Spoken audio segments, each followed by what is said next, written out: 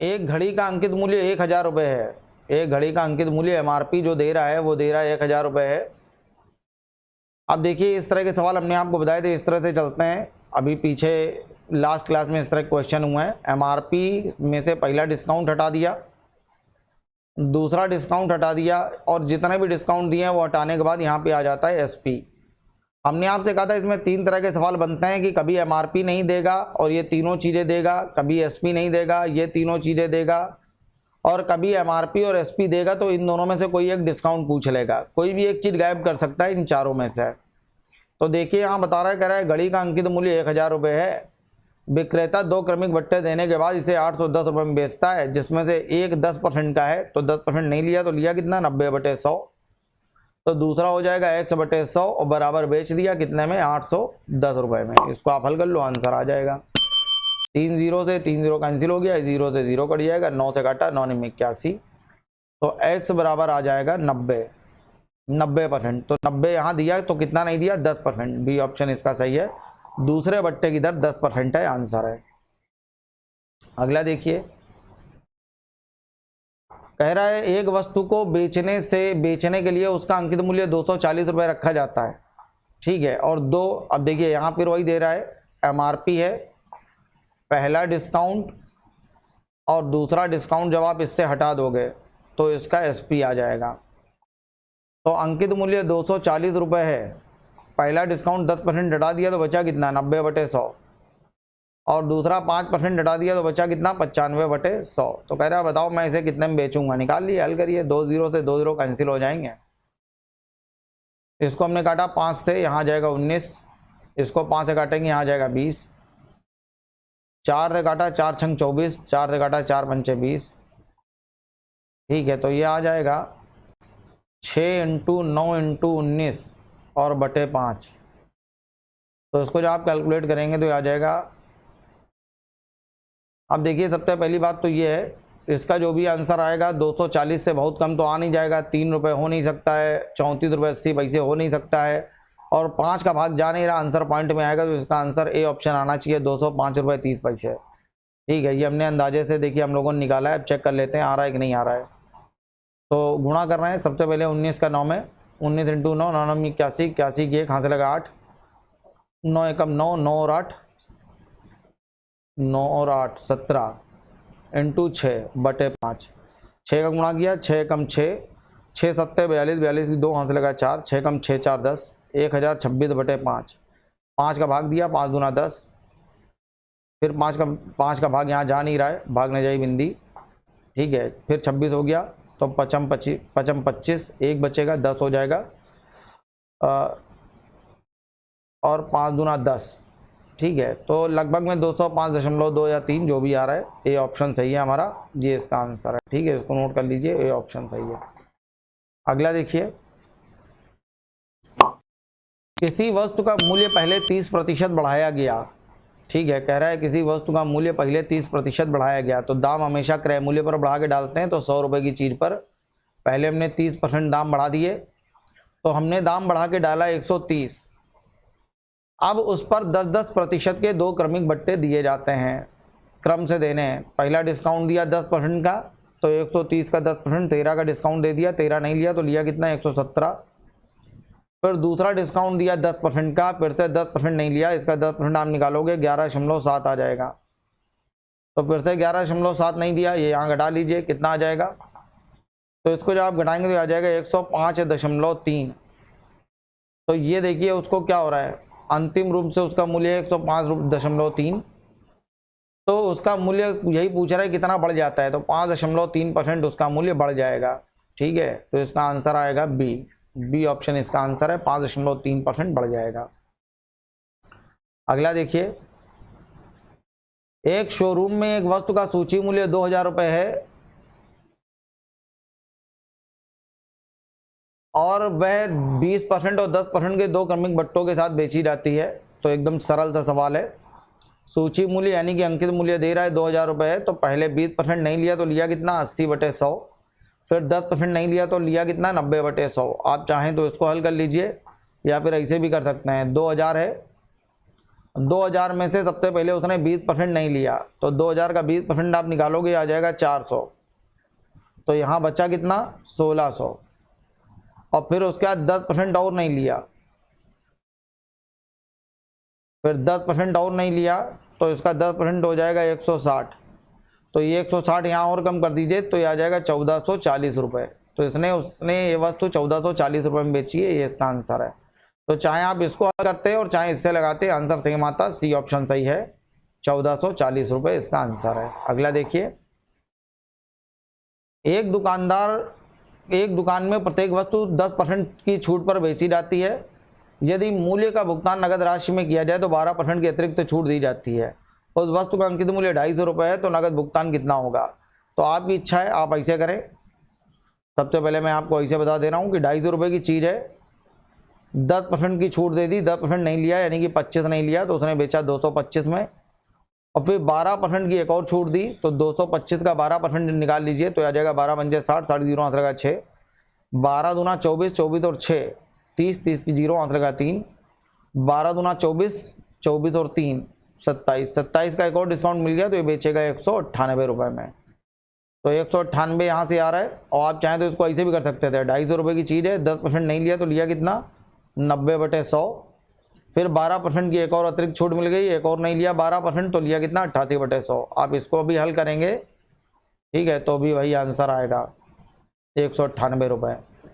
तो C option इसका सही है, आंसर आएगा 198 रुपये, यही इसका आंसर है। अगला देखिए,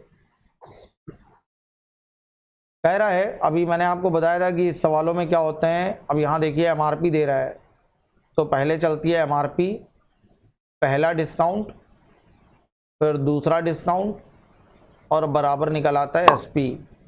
तो यहाँ कह रहा है एक घड़ी है, उसका अंकित मूल्य 800 रुपये है, उस पर क्रमवार 2 बट्टे दिए गए, जिसमें से पहला बट्टा 10% का है, 10% नहीं लिया, तो लिया कितना 90/100। तो दूसरा बट्टा कितने % का है, ये हमें पता करना है। और बराबर ग्राहक 612 रुपये का भुगतान कर रहा है, एसपी 612 रुपये है। 2 जीरो तो 2 जीरो कैंसिल हो गई, ये 0 से 0 कट जाएगा। तो इसको हल किया, 9 का भाग दिया यहाँ पे, 9 छक्का 54 और 9 अट्ठे 72, और इसको काट लिया, 4 से काटा 4 दूना 8, इसको 4 से काटा 4 एकम 4, 4 सत्ते 28, 2 से काटा 2 पंचे 10। तो x बराबर जब आप गुणा करेंगे तो 17 × 5, ये आ जाएगा 85। तो इसका मतलब है 85% मैंने दिया, तो कितना नहीं दिया 15%। तो ये सी इसका आंसर है, आंसर आएगा 15%। अगला है एक वस्तु जिसका अंकित मूल्य 800 रुपये है, 25% और 15% के बट्टे के साथ बेचा जाता है। एक वस्तु है जिसका मूल्य 800 रुपये है, पहला बट्टा 25% का है, 25 नहीं दिया, तो दिया कितना 75/100। और दूसरा 15% का बट्टा है, 15 नहीं दिया, तो दिया कितना 85/100। अब देखिए वो खरीद के इसे कितने में लाया है, पहले ये देखिए, 25 से काटा 25 दिया 75, 25 चौको 100, 4 से काटा 4 दूना 8, तो ये हो जाएगा 3 दूना 6, 85 × 6, तो 6 पंचे 30 की जीरो हाथ से लगा 3, 8 छंग 48, 49, 50, 51। तो उसने वस्तु 510 रुपये में खरीदी है, 510 रुपये में पड़ी है। अब वो चाहता है खरीदार इसको 10% का बट्टा देने के बाद भी, ठीक है, ये हमारे लिए सीपी आ गया। अब हम चाहते हैं कि हम इस वस्तु को 10% का डिस्काउंट देने के बाद भी जब बेचें तो हमें 20% का लाभ हो जाए। तो अंकित मूल्य क्या होगा, यही वाला एमआरपी हो जानना चाहता है। तो देखिए भैया, हमें चाहिए 20% का लाभ, किस पर, जितने में हमने खरीदा है उस पर। तो 510 की चीज़ अगर हम 20% का लाभ लेकर बेचेंगे, तो 510 का 20%, तो इसको जब आप निकालेंगे तो ये आ जाएगा 102। तो 102 रुपये का फ़ायदा लेके जब हम इसको बेचेंगे, तो हम इसको बेचेंगे 612 रुपये में। तो मेरे हिसाब से मैंने इसको 612 में बेचा होगा, कब, ये 10% का डिस्काउंट देने के बाद। तो 10% मैंने नहीं लिया, तो लिया कितना 90, तो 90% बराबर है 612 के। तो 1% बराबर होगा 612/90 के, तो 100 बराबर होगा × 100, 0 0 कैंसिल हो गया, 9 का भाग दिया, 9 छक्का 54, 7 बचा, 9 अट्ठे 72, 680 रुपये आंसर आ जाएगा। एमआरपी 680 रुपये है, तो इसका आंसर आ जाएगा डी ऑप्शन सही है, आंसर 680 रुपये है, नोट कर लीजिए। अगला देखिए, एक साइकिल जिसका अंकित मूल्य 2000 रुपये है, अंकित मूल्य बता रहा है 2000 रुपये है, इस पर 20% और 10% के 2 बट्टे दिए गए और नगद भुगतान के लिए 5% अतिरिक्त बट्टा दिया जाता है, तो नगद भुगतान के लिए मूल्य पूछ रहा है। तो सबसे पहले 20% नहीं दिया तो दिया कितना 80/100, फिर 10% नहीं दिया तो दिया कितना 90/100 और 5% का नगद बट्टा देना है, तो यहाँ आ जाएगा 95/100। इसको हल करिए आप, तो ये 3 और 1 4, 4 जीरो से 4 जीरो कट गए, ये 0 से 0 कट जाएगा। 5 का भाग दिया, 5 दूना 10, 5 से काटा यहाँ आ जाएगा 19, 2 से 2 कैंसिल हो जाएगा। तो इसको आप हल करेंगे, आ जाएगा 8 × 9 और × 19। तो देखिए ये हो जाएगा 9 × 8 72 × 19, ये 72 आ जाएगा, 72 × 19, 19 दूना 38, 38 की 8, तो ये आ जाएगा 1368 रुपये, ये इसका आंसर है। तो देखिए ये ऑप्शन सही है, 1368 रुपये। अगला देखिए, कह रहा है एक वस्तु 20% के बट्टे पर बेची जाती है और नगद भुगतान पर 30% का अतिरिक्त बट्टा दिया जाता है। यदि विद्या ने 2240 रुपये नगद दे के खरीदा हो तो अंकित मूल्य बताइए। MRP ये पूछ रहा है और SP बता रहा है, ठीक है, पहला डिस्काउंट और इनटू दूसरा डिस्काउंट। अब इसको आप हल करो, तो MRP वो जानना चाहता है, पहला डिस्काउंट मिला है 30% का और 20% के 2 डिस्काउंट मिल रहे हैं, तो 20% नहीं दिया तो दिया कितना 80/100, फिर 30% नहीं दिया तो दिया कितना 70/100 और विद्या ने इसको खरीद लिया है 2240 रुपये में। तो इसको आप हल करेंगे, आंसर आ जाएगा, ये 2 जीरो से 2 जीरो कैंसिल हो गए, तो x बराबर आ जाएगा 2240 × 100/8 × 7। 8 का हमने यहाँ भाग दिया, 8 दूना 16, 8 8 64, 280, 7 से काटा 7 चौक 28, 40 आ गया, तो आंसर आ जाएगा 4000 रुपये। ए ऑप्शन सही है, 4000 रुपये इसका आंसर है, नोट करिए। अगला देखिए,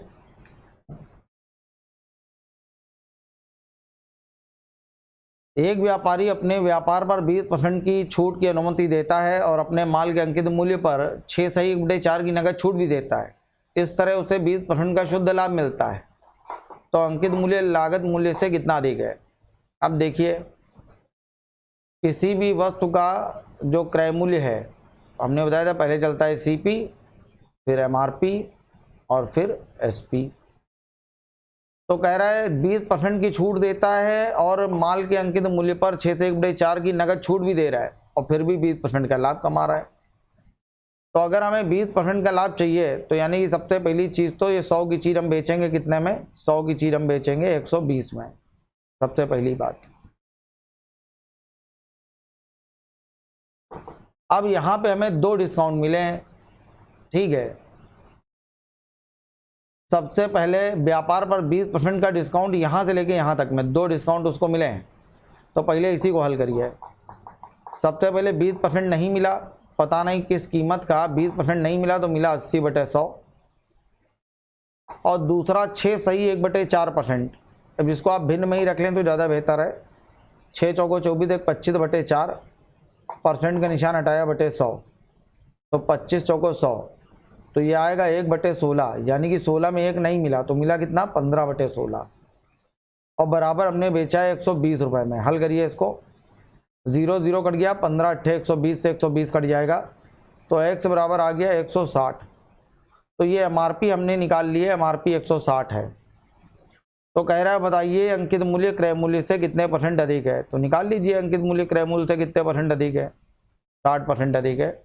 यहाँ CP 100 था, MRP 160 डाल रखी है, C ऑप्शन सही है, 60% आंसर है। अगला देखिए, एक खिलौना गाड़ी पर 400 रुपये मूल्य अंकित है, एक दुकानदार, अब देखिए मूल्य क्या डाल रखा है खिलौना गाड़ी पे 400 रुपये।